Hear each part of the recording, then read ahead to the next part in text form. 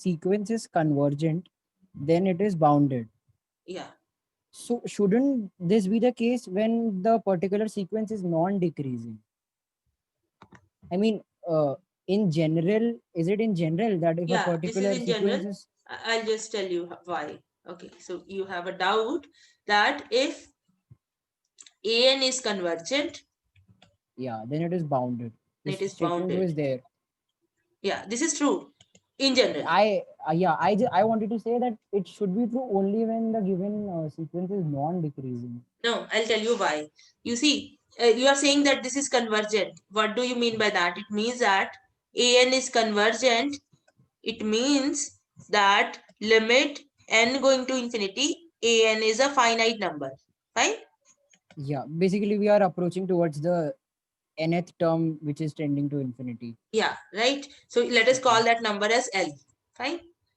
Okay. It means that when n is very large, it means that an and L are very close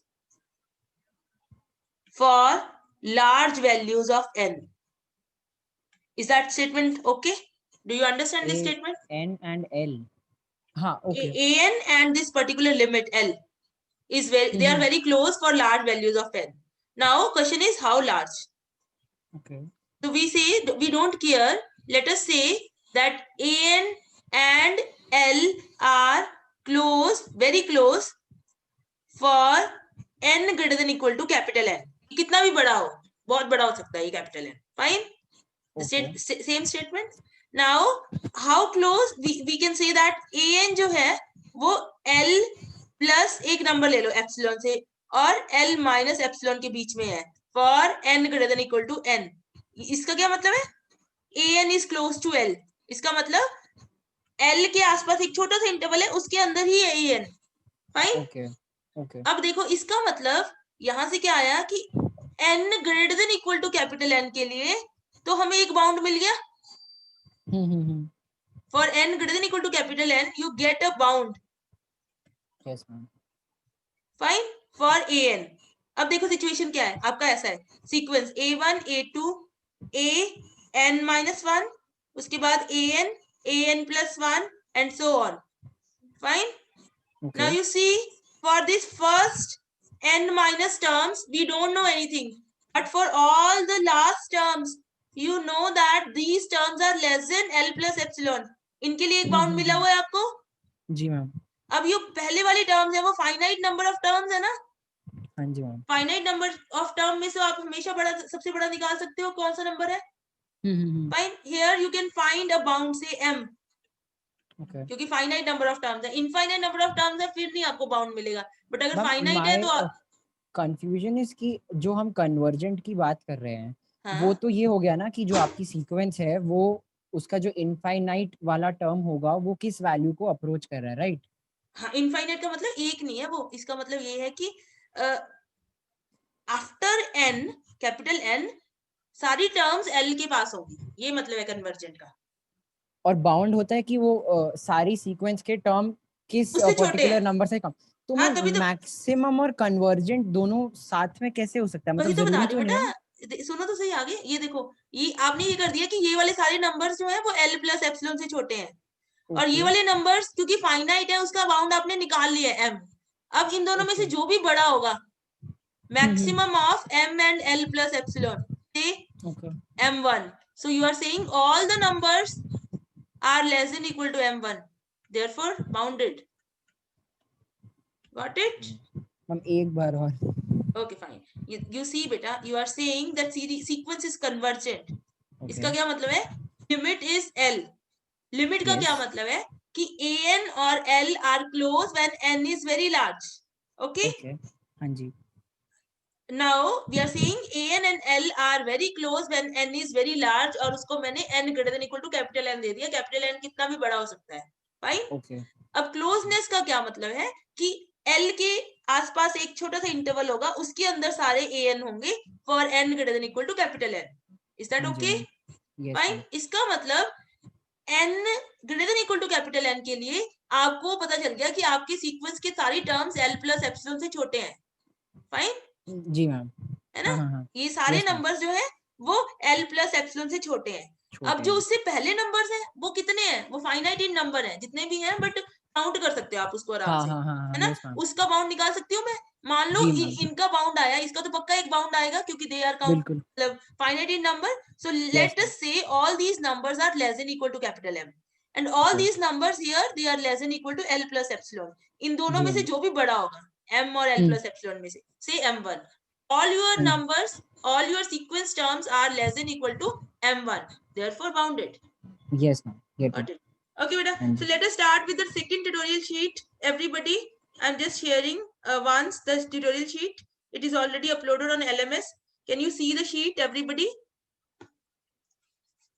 Yes. Yes ma'am. Okay beta, so इसमें ना अभी बहुत सारे questions ऐसे हैं जो हमने अभी क्लास में टेस्ट नहीं किए हैं. So right now आज हमने इंटीग्रल टेस्ट किया था क्लास में. Do you remember everybody? So Yes, integral test is Yes, also ma'am. called Cauchy integral test. So can you see here, use Cauchy integral test, question number 3 to 5. Right. So basically today we will be doing question number 3, 4, 5, 6. Okay. And in the next class, बाकी आपका कल और परसों आपकी lecture class है ना, तो ये पूरा कवर हो जाएगा. So next tutorial में आप पूरे 20 questions try करके आओगे. Saturday, Sunday you will try. Monday को I will ask you. Is that okay? Okay ma'am. So today we are going to try 3, 4, 5, 6 using Cauchy integral test. Fine. Okay. So question number 3. Cauchy integral test आप लगाओगे. Cauchy, that same integral test which we have discussed in the class. Everybody was present in the class? Yes ma'am. Yes. Yes, Yes ma'am. Okay. So you question number 3 से पहले question number 4 करो. चलो okay 3 करते हैं. You have summation n from 1 to infinity log n by n. So सब लोग Cauchy integral test लगाएंगे. Start doing. I am giving you 2 minutes. Then I will discuss. Fine. Ma'am, from 2 है. 2 to infinity. Yeah.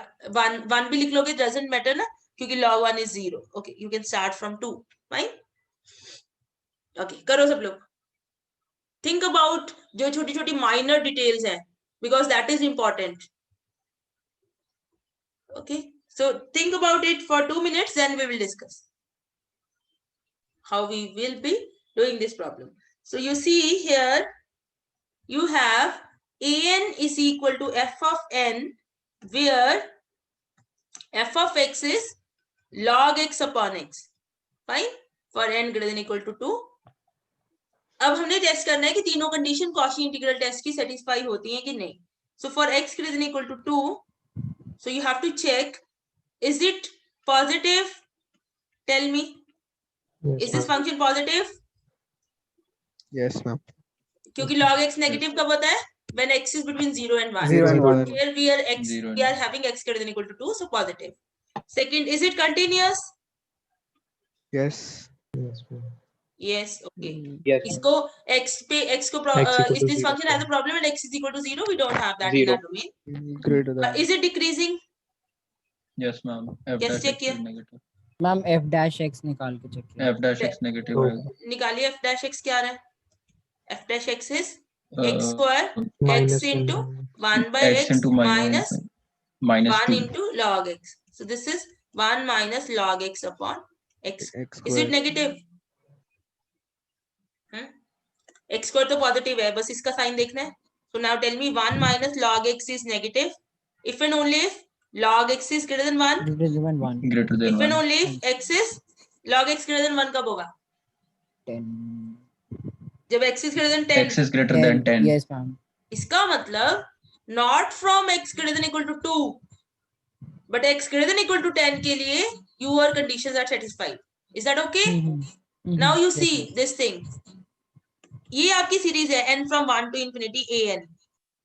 Fine. I can write it like this: a1 plus a2 plus a10 plus n from 11 to infinity an. Is that okay? Can I write like this? पहले 10 terms मैंने अलग कर दी. अब देखो जो इसका behaviour होगा, अगर ये कन्वर्जेंट है तो ये भी कन्वर्जेंट होगा एंड वाइस वर्सा. इसका मतलब अगर फाइनाइट नंबर ऑफ टर्म्स अपनी सीरीज से डिलीट भी कर दो तो आपकी कन्वर्जेंस और डाइवर्जेंस को कोई फर्क नहीं पड़ेगा. Is that okay? Yes, ma'am. So if you delete finite number of terms, obviously sum change हो जाएगा, but convergence और divergence behavior को कोई फर्क नहीं पड़ेगा. If you delete finite number of terms from your series, the behavior is unchanged. The behavior is unchanged. Just give me a minute, beta.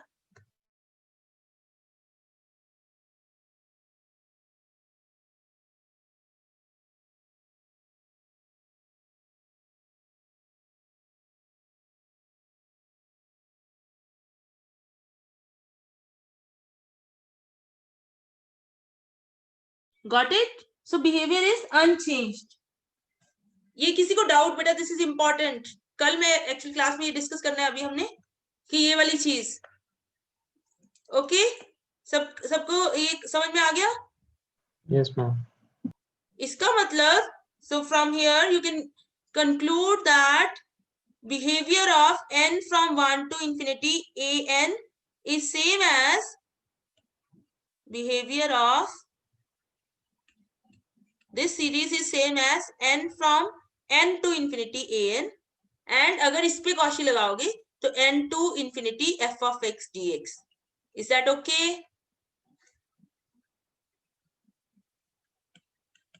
Clear बेटा? So in this particular question हमारे पास क्या है? Behavior of n from 2 to infinity log n by n is behaves as integral 10 to infinity log x by x dx. ये सबको समझ में आ गया? If you have a doubt, please ask. Ma'am हमें कैसे पता चलेगा इतना फाइनाइट, मतलब कितने तक वैलिड कर सकते हैं? क्योंकि इनफिनिट तो बहुत बड़ी चीज है. अगर इसमें n इक्वल टू 1000 भी हो सकता है. अगर हम 1000 निकाल दो, कन्वर्जेंस को कोई फर्क नहीं पड़ेगा बेटा, जितने मर्जी निकाल दो. 1000 निकाल दो, 1 लाख निकाल दो, 2 लाख निकाल दो, डजंट मैटर. क्योंकि इनफाइनाइट नंबर्स कभी भी नहीं निकाल पाओगे आप. Yes, क्योंकि ma'am. सबको फर्क ही नहीं पड़ रहा. अगर फाइनाइट नंबर ऑफ टर्म्स है उसको तो आप हमेशा ऐड कर सकते हो ना बेटा. अगर मैं आपको 5 लाख टर्म्स दे दूं, आप ऐड कर सकते हो. Yes, you can make a computer program, you can keep on adding. Time लग जाएगा but you can always add. मैं आपको 1 करोड़ टर्म्स दे दूं तो भी ऐड कर सकते हो. 10 raised to power 100 टर्म्स दे दूं तो भी आप ऐड कर सकते हो. कर सकते हो ना बेटा? Yes ma'am. बट आपसे एक चीज पूछनी है, जो स्टार्टिंग के मैम जैसे 1 + 1/2 1 + 1/3 होता है, अगर हम ऐसे 100 तक टर्म्स भी ले लें और उसके बाद का जो सम करेंगे वो कुछ ज्यादा ही छोटा नहीं आएगा? या पहले 100? वही तो कह रही हूँ, सम को तो फर्क पड़ेगा. देखो बेटा यही हो रहा है ना. देखो आप एक ध्यान से सोचो, n from 1 to infinity an, इसमें हो क्या रहा है? an कुछ मर्जी हो, क्योंकि ये इनफाइनाइट टर्म्स है इसलिए सम इनफाइनाइट हो सकता है. अदरवाइज अगर ये फाइनाइट नंबर ऑफ टर्म्स होती तो सम कभी इनफाइनाइट हो ही नहीं सकता. Is that okay? नाउ इसको अगर आप फाइनाइट टर्म्स जितनी मर्जी, you are writing like this a1 + a2 + so on am जितना मर्जी बढ़ाओ, पर फिर भी उसके बाद अभी फाइनाइट इनफाइनाइट टर्म्स पड़ी हैं. फाइन, इसका सम तो हमेशा निकाल सकते हो आप. सो इसका सम डिसाइड करेगा कि ये कन्वर्जेंट है कि नहीं. Okay ma'am, I got. तो m जितना मर्जी बढ़ाओ, तो finite number of terms you can always delete. Is that okay? Yes ma'am. So here in this question, behavior of this series is same as behavior of this integral. Now can you integrate? Can you find out the integral? बताओ बेटा. Log x by x Yeah. dx 10 to infinity. Can you find out? Just put log x is equal to t. So this is going to be infinity log 10, right? dt upon t. ये बनेगा ना?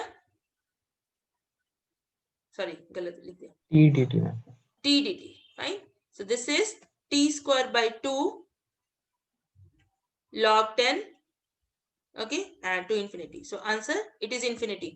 Therefore divergent. Divergent ही आ रहा था ना आप लोगों का? Yes, ma'am. Okay, so आपका इसमें Cauchy इंटीग्रल में rather than testing मतलब इंटीग्रल निकालना is easy, but आपको पहले 3 कंडीशन चेक करना, that is more important. So let us do the next question. n from 1 to infinity cos hyperbolic n. Question 4. n from 1 to infinity 1 upon cos hyperbolic n. So what is the cos hyperbolic n function? Do you know? देखो बेटा ये No, function है ma'am. sin hyperbolic x होता है e raised to power x minus e raised to power x by 2. This is just a definition. And cos hyperbolic x होता है e raised to power x plus e raised to power minus x by 2. Okay, and then your tan hyperbolic x एक function होता है that is defined as sin hyperbolic x upon cos hyperbolic x. यहाँ से आप बना सकते हो क्या होगा. Then you have cosecant hyperbolic x which is reciprocal of sin hyperbolic x. Then you have secant hyperbolic x which is reciprocal of cos hyperbolic x. Then you have cot hyperbolic x which is reciprocal of tan hyperbolic x. So these are called hyperbolic functions. Fine. So आपको इसमें इतना detail में जाने की जरूरत नहीं है because we just need the definition. So let us see. This series here is n from 1 to infinity 1 upon e raised to power n plus e raised to power minus n into 2. Is that okay? So just you need to know what is the formula for cos hyperbolic n. So this is your series and you have to check for the convergence and divergence of this series. ये question आज हमने class में किया था ना? Do you remember? Not exactly this, but same question हमने किया था class. So let us apply the Cauchy integral test here. So this is your series n from 1 to infinity 2 upon e raised to power n plus e raised to power minus n. Okay, so your an is f of n and f of x is 2 upon e raised to power x plus e raised to power minus x. This is for n greater than equal to 1. Okay, now for x greater than equal to 1, is it positive? Function positive है कि नहीं? Tell me. Yes, no? Positive. Yes. आप Positive. Proper लिखोगे Positive. ऐसे लिखोगे. Let me write down. आप exam में कैसे लिखोगे?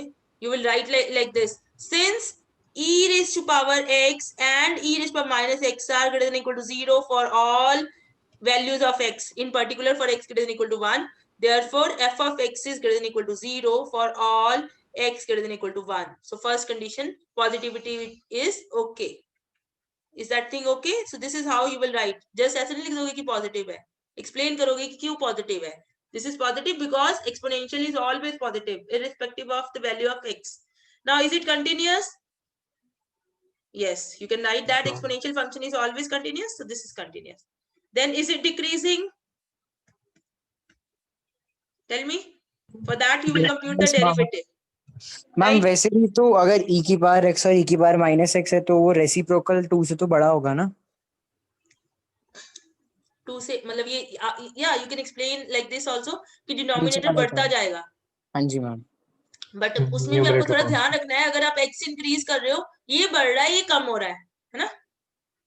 है ना? तो आपको थोड़ा सा बैलेंस मतलब हाउ डू यू नो कि अल्टीमेटली बढ़ेगा ही. एक चीज बढ़ रही है, कम हो रही है.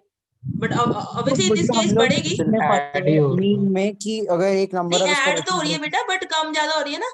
जैसे आप जी. 1 से स्टार्ट कर रहे हो, e प्लस 1 बाई ई, फिर 2 पे e square plus 1 by e square.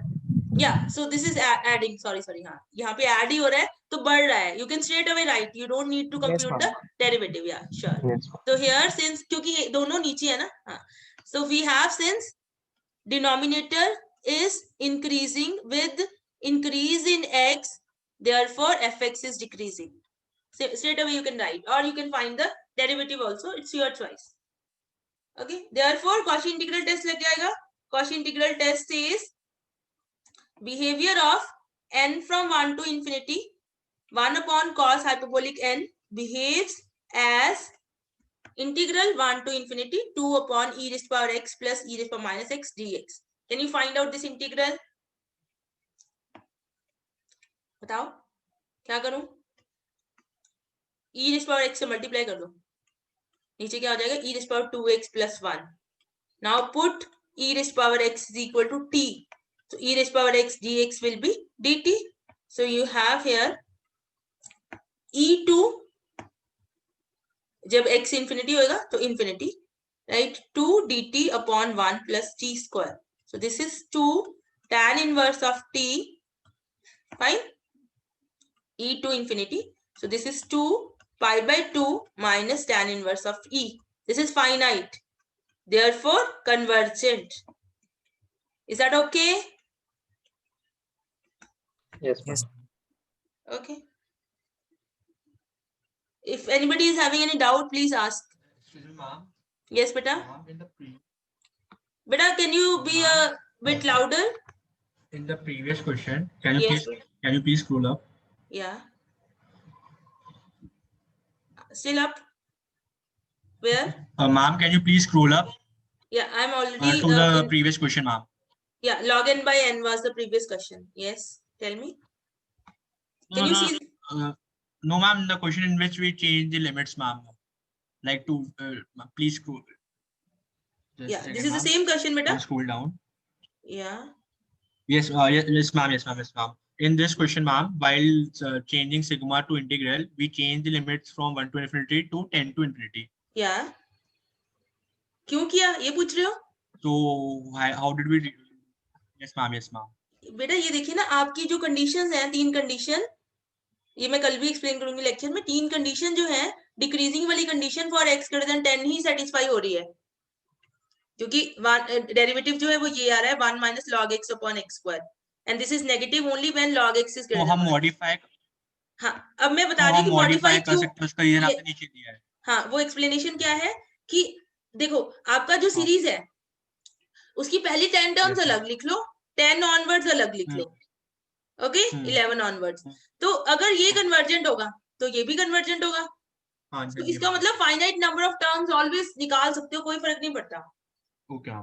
Okay, so that is why you can make the changes in the limits. Got it? चलिए आगे बेटा। Is that doubt clarified? Yeah. So let us look at the next one, which is 1 upon n log n raised power p, n from कहां से कहां तक है? 2 to infinity.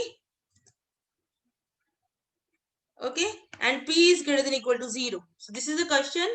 आपने इसमें इंटीग्रल टेस्ट लगाना है, सब लोग खुद लगाएंगे।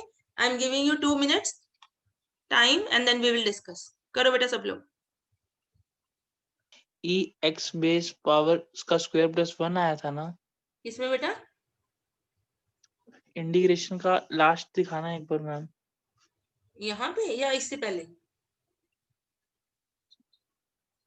ओके इसमें मैम, तो आई tan गॉट इनवर्स था ना? Okay ma'am, I got my mistake.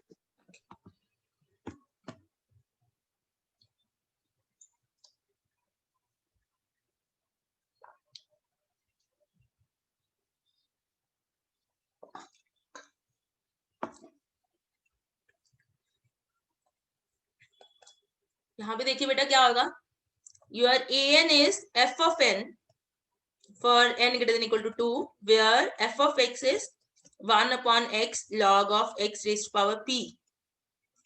Fine. Now for x greater than equal to 2, let us see, is it positive?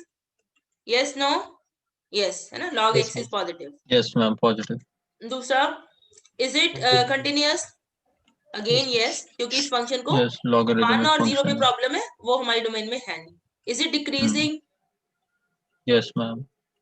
Yeah, the same explanation with x As the increasing, denominator is increasing. right? So Yes, denominator increases, so this is decreasing also.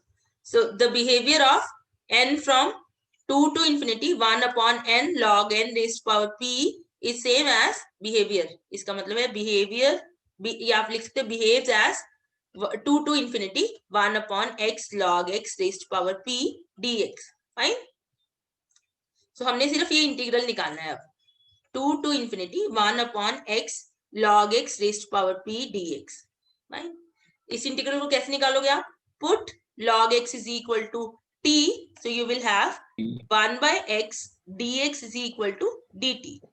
So your integral becomes log 2 to infinity dt upon t raised to power p. Fine. Now I want to integrate it. So when p is 1, p equal to 1 के case में integral क्या होगा आपका? log 2 to infinity dt upon t, which is 1 by t का integration क्या होता है? log t log 2 to infinity. Log infinity क्या होता है? Infinity. Therefore divergent. Is that thing clear? Yes, ma'am. Now for p not equal to 1, उस case में आपका इंटीग्रल हो जाएगा, इंटीग्रल क्या हो जाएगा? t raised to minus p dt log 2 to infinity. So what is this integral?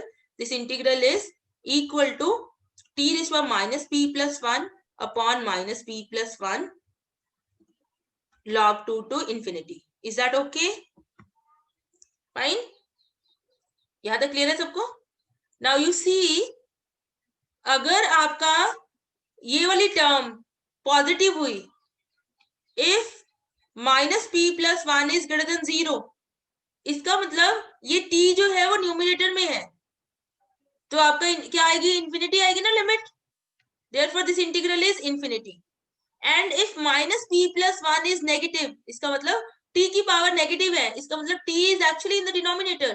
So limit क्या आएगी? इंटीग्रल क्या आएगी? 0 माइनस, मतलब फाइनाइट आएगा. इंफिनिटी पुट करोगे 0 माइनस log 2 पुट करोगे. Is that okay? हमें वैल्यू से मतलब नहीं है, हमें सिर्फ ये देखना है कि इंफिनिटी आ रहा है इंटीग्रल के फाइनाइट आ रहा है. Is that okay? Yes ma'am. Yes, ma'am. तो इसका मतलब यहाँ पे डाइवर्जेंट तो इसमें फाइनाइट ही आएगा. इस केस में नहीं मैम, वो तो ठीक है उसमें, हाँ, लेकिन हमें बोला था for p greater than equal to 0 बोला था ना. वही बता रही हूँ मैं. सुनो, अभी देखो यहाँ पे मैंने कह दिया कि इसके लिए आपका डाइवर्जेंट है, इसके लिए कन्वर्जेंट है. तो देखो इसका क्या मतलब है कि p इज लेस देन 1 और इसका क्या मतलब है? p is greater than 1. So इसका मतलब what you get for p less than equal to 1, क्योंकि इक्वल टू 1 पे भी डाइवर्जेंट है, you have divergent, and p greater than 1 you have convergent. Therefore for p less than equal to 1 divergent, and for p greater than 1 you have convergent. Fine? Is that okay? Got it? Ma'am एक minute, last वाला step फिर से समझो. कौन सी वाला बेटा? ये वाला? Minus p plus 1. ये वाला, ये देखो ना, ये क्या आ गया? t की पावर माइनस p प्लस 1 है ना. अब आपने इन्फिनिटी पुट करना है, ये लिमिट पुट करनी है ना बेटा. अब अगर ये पॉजिटिव हुआ, इसका मतलब t ऊपर पड़ा है न्यूमरेटर में. जब इन्फिनिटी पुट करोगे तो इन्फिनिटी आएगा ना फिर. Oh okay ma'am. तो डाइवर्जेंट. Yes, ma'am. और अगर ये नेगेटिव हुआ, मतलब t डिनोमिनेटर में है, इन्फिनिटी पुट करने पे 0 आ जाएगा, फिर फाइनाइट वैल्यू आएगी log 2 जब पुट करोगे, तब ये convergent. Okay? Okay ma'am, thank you. तो इसका मतलब ये 0 से आपको p की वैल्यूज है 0 से लेके 1 तक. ओके, 0 से लेके 1 तक आपका डाइवर्जेंट है, उसके बाद कन्वर्जेंट है. Is that okay? Divergent, convergent, yes ma'am. these are the values of p.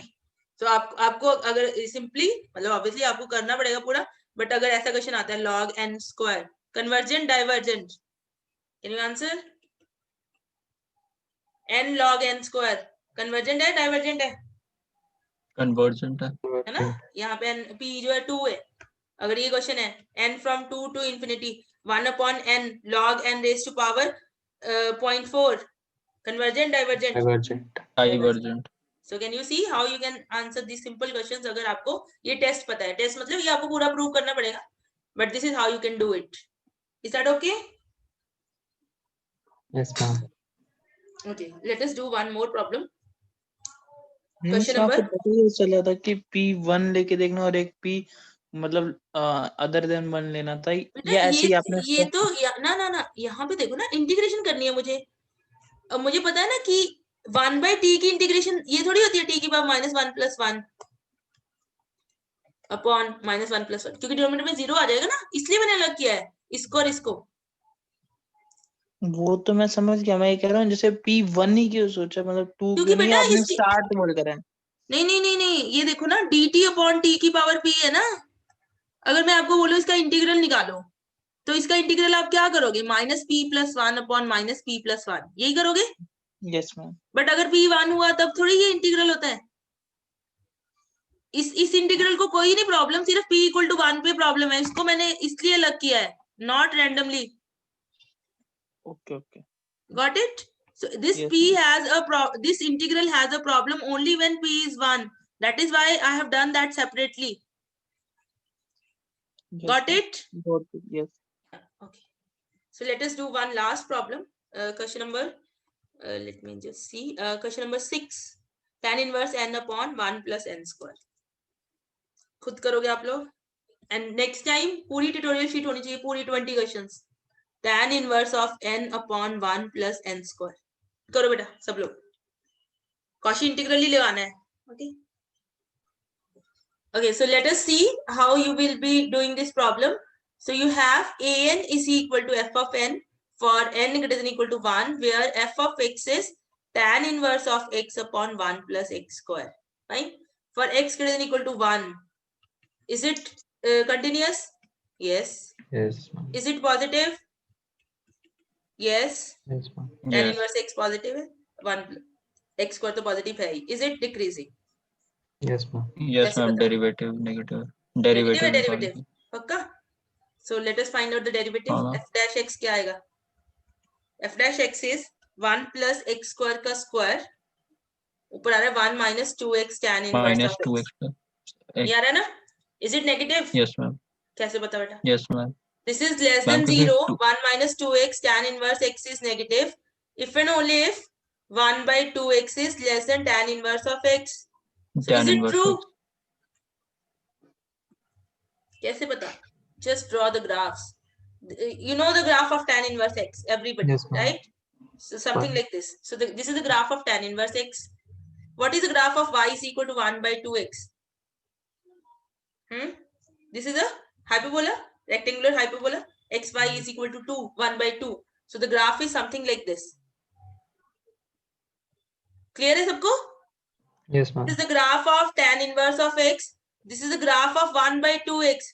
So clearly there is a point after which 1 by 2x is less than tan inverse of x. Okay, so from the graph, there is clearly a point.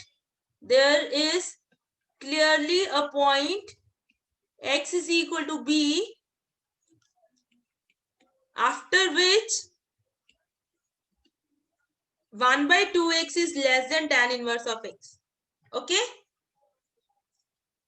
Yes? ये समझ में आ गया सबको? इस point, ये point क्या है does not matter. मैंने उस पॉइंट का नाम बी रख दिया. आप कुछ भी रख दो. Is that okay? Therefore, behavior of sigma n from 1 to infinity, tan inverse of n upon 1 plus n square is same as that of this integral b to infinity tan inverse of x upon 1 plus x square dx. ये वाला question में कल class में भी आपको कुछ चीजें repeat हो जाएंगी क्योंकि मैंने बाकियों को कराना है. So this is, you will put tan inverse of x is equal to t. So 1 upon 1 plus x square dx is dt. So this integral becomes tan inverse b to pi by 2 dt into t. Fine. So this is t square by 2 pi by 2 upper limit tan inverse of b lower limit. So limits put करोगे, this is finite, therefore convergent. Clear? Got it? हम थोड़ा सा ऊपर करेंगे. Yes. We'll do more problems tomorrow. Ma'am Meanwhile, ज्यादा you हो can... गया थोड़ा सा. नीचे बेटा. Okay. Is that okay? करते रहो आप कर. Okay. मैम जो हमारी लिमिट्स थी वो b से इंफिनिटी थी मैम, वो कैसे चेंज होएगा वो बता दीजिए. b पता चल गया क्यों आया? हाँ मैम वो तो समझ आ गया b हाँ, क्यों अब आया. आपने जब tan इनवर्स x को b पुट किया, जब x b है तो t क्या होगा? tan inverse b. जब B. x इंफिनिटी है तो t क्या होगा? tan inverse infinity. वो क्या होता है? Pi by 2. अच्छा हाँ पाई बाय 2. ठीक है ठीक है. ओके बेटा. सो मैं अभी ये वाला ट्यूटोरियल अपलोड कर दूंगी and many things will be repeated tomorrow in the lecture class. Okay, so next tutorial which is on Monday, उससे पहले सैटरडे संडे आप ये पूरे 20 क्वेश्चन सॉल्व करोगे जो आपके ट्यूटोरियल के हैं. आई विल आस्क एवरीबॉडी कि क्या क्या किया आपने. Is that okay? Fine. And I have also shared with you people the photos for next exercises. You can practice those questions also. Fine. Okay, have a nice evening everybody. We'll ma'am meet इसमें tomorrow. t²/2 आया था तो answer, फिर उसके बाद ma'am t को tan inverse x लिखा, tan inverse n, नहीं, सॉरी tan इनवर्स लिखने की जरूरत नहीं है बेटा, सीधा ये t की तो लिमिट्स है. This is π²/4 minus tan inverse b² divided by 2 which is a finite number. That's it. ना दोबारा चेंज करने की जरूरत नहीं, करना कर लो. फिर आपको ये भी x की लिमिट्स होनी चाहिए. ये t की है ना, हमने लिमिट्स भी चेंज कर दी. अगर या तो आप इसको लिमिट्स पहले ना चेंज करते, मैं फिर चेंज ही नहीं करी थी, लिमिट चेंज ही नहीं करी थी. हाँ, फिर आपका इन्फिनिटी होगा यहाँ पे. फिर आप tan इनवर्स लिखो पहले उसको x, फिर इन्फिनिटी पुट करो. So it's your choice. Fine. Okay. Yeah. Okay. Thank you everybody. Thank you, ma'am. Okay.